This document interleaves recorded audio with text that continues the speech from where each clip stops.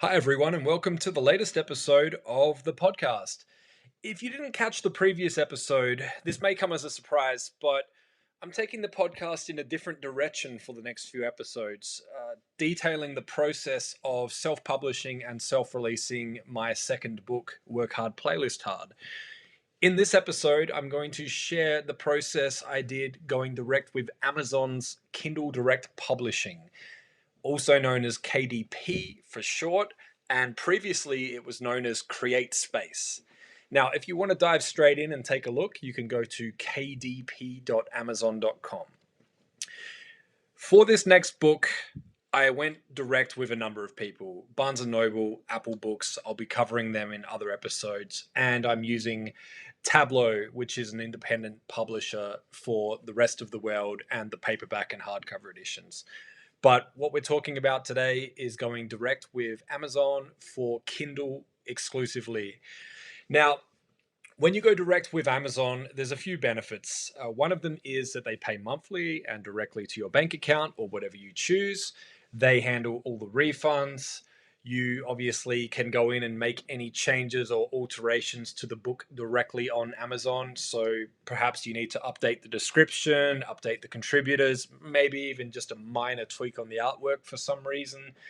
There's also a few extra features you can get which allow people to have an inside look at the book, and you can embed that on your website.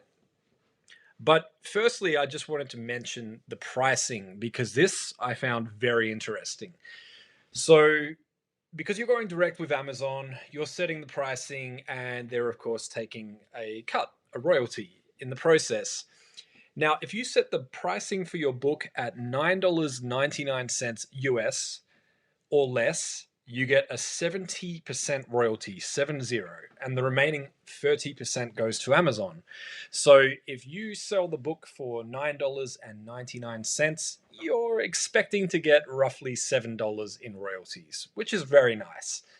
Uh, Now, if you set the price at $10 or anything over $10, the royalty that goes to you drops to 35%, and the remaining amount of 65% goes to Amazon. So, just to put it in perspective, one more time, if you were to sell your book for $9.99 US on Amazon Direct on the Kindle store, you would get about $7 per sale as royalties. If you were to sell the book for $15 on the Kindle store, because the percent changes, you would still get about the same amount, roughly $7. So as a result, for my book, I decided I have no intentions of making the digital version more than $15. And because I get the same royalty anyway, I made the book $9.99 USD. And when looking at these options for pricing, you can actually set the pricing individually for specific countries as well. So obviously, there's been some reviews and looking into that to make sure that it is affordable in all countries and that there is still a fair royalty that is being paid to the creator.